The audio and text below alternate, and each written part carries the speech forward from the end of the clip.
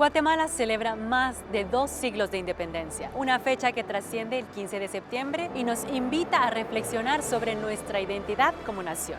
Nuestra historia es un legado que ha quedado inmortalizado no solo en monumentos y libros, sino también en piezas únicas, nuestras monedas y billetes. Hoy, desde el Museo de Numismática, viajaremos a través del tiempo para redescubrir el valor cultural de nuestro dinero, como testigo silencioso de nuestra historia. La moneda más antigua que tenemos en el museo son las denominadas Carlos y Juana. El rey Carlos I manda a acuñar estas monedas específicamente para América. Se acuñan en la Casa de Moneda de México, que es la primera casa de moneda que se funda en América en 1535. El 15 de septiembre de 1821 se firma el Acta de Independencia y esto marca un hito en la historia y eso se va a ver reflejado en la acuñación de la moneda en ese momento. Cambia por completo el diseño. Vemos una acuñación en donde se ven representados un sol naciente y 5 volcanes que representan los 5 estados confederados en ese momento, que son Guatemala, El Salvador, Honduras, Nicaragua y Costa Rica. Desde las primeras monedas acuñadas en Guatemala hasta nuestros días ha evolucionado en gran medida, todas y cada una de ellas marcadas por diferentes momentos de la historia de Guatemala, ya sea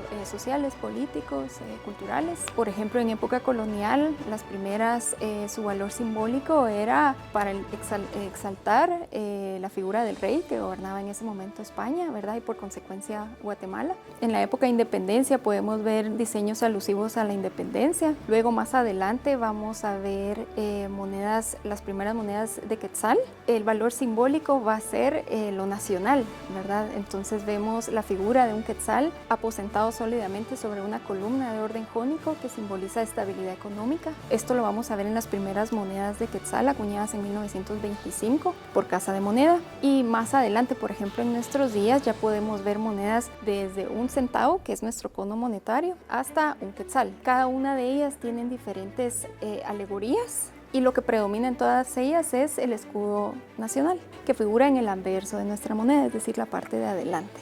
Si me preguntan cuál es la pieza más valiosa histórica del museo, en realidad es una pregunta bien difícil de contestar porque todas son piezas muy valiosas, históricas. Una de ellas puede ser la moneda más antigua que tenemos acuñada en Guatemala. Esta es una moneda de 1733, una moneda de 2 reales en plata. Otra pieza muy importante para nosotros es la espada del reformador, que es la que salvaguarda esta bóveda. Es un espadín fundido en oro de 18 quilates, tiene diamantes, esmeraldas, rubíes, 370 piedras preciosas componen la vaina y la empuñadura del espadín. Fue un obsequio que le hizo el presidente salvadoreño Rafael Saldívar a Justo Rufino Barrios. Este espadín fue hecho en Italia y se lo manda a obsequiar con una carta que se puede ver transcrita del lado izquierdo del espadín. Podemos ir viendo la evolución de la historia de Guatemala, cómo ha atravesado por diferentes momentos en su historia, altos, bajos.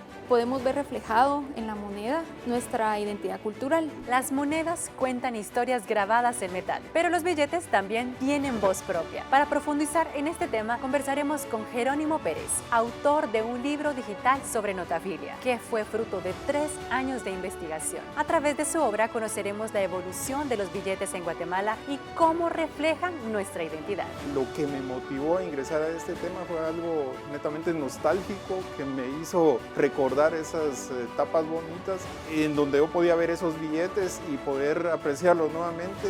Dije, bueno, ¿y si los empiezo a coleccionar? Y cuando me di cuenta era un mundo grande de personas que se dedican a esto. Cuando me empecé a entrar en la investigación, vi que era una cantidad inmensa de bancos, de diseños y todo. Entonces tuve que empezar a recabar con coleccionistas las distintas imágenes para poder tomar en cuenta todo lo que había. A mí me llama mucho la atención un billete de 5 pesos del año 1922.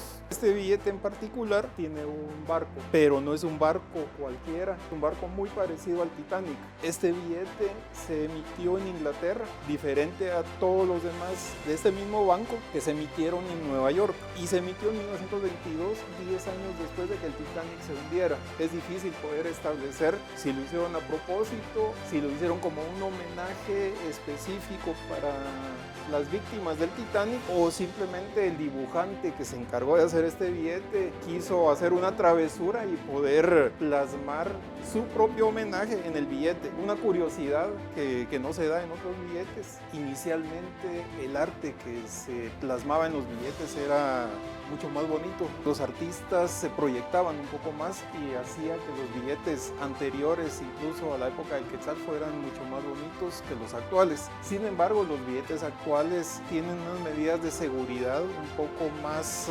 fuertes que hacen que se evite la falsificación, que es uno de los problemas mayores. Desde que el Banco de Guatemala ha iniciado sus billetes, en todos vemos la imagen del Quetzal volando. Sin embargo, podemos ver en el billete de 200 quetzales, hemos representado 4 símbolos patrios. Tenemos al Quetzal, la bandera, el escudo nacional y la marimba. Y tal vez algo importante, la representación de 3 grandes músicos guatemaltecos. Nosotros en la Vicerrectoría de Investigación estamos planteando plasmar en un museo virtual todos los billetes que han existido en Guatemala. Entonces, desde el cual los usuarios pueden ingresar a cada uno de los billetes, poder ver, apreciar sus aspectos artísticos y ver parte de los datos técnicos que tienen los billetes. Tenemos acá en este museo los 298 billetes en toda la historia monetaria de Guatemala.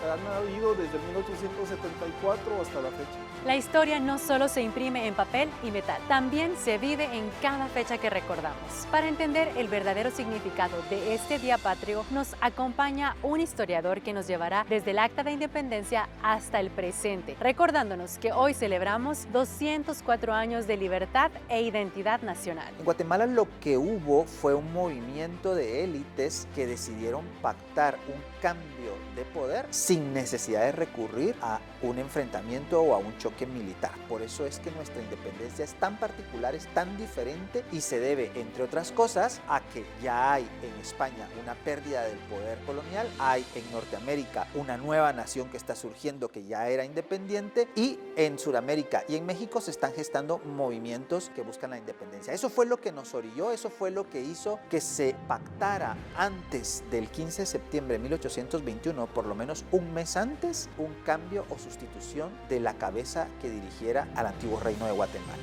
Para la población urbana en general significó un momento interesante, ¿verdad? Ciertas celebraciones y cuestiones por el estilo que se hicieron dispersas en una ciudad. En algunos lugares se armaron pequeños eventos que tenían que ver con las iglesias, porque la iglesia era la que se encargaba de dar a conocer la noticia, y reacciones, diríamos, como de sorpresa, ¿no? Como de, bueno, ¿ahora qué va a pasar con nosotros? Y habría que recordar también que en el resto de Centroamérica, San Salvador, Comayagua, Granada, Cartago, en Costa Rica, pues también hubo reacciones como de cierta ignorancia, por así decirlo, de qué es lo que Guatemala piensa hacer con esa independencia de 1821, ¿verdad? Así que son reacciones diversas, pero lo que están reflejando es que nuestra independencia fue diferente a las otras independencias de América. Hay fácilmente reconocibles 5 momentos muy interesantes. El primero es la desanexión a México en 1823. El segundo sería la fundación de la República de Guatemala en 1847. El tercero va a ser la reforma liberal de 1871. El cuarto, la dictadura de Manuel Estrada Cabrera y su caída en 1920. Y el quinto, la revolución de 1944.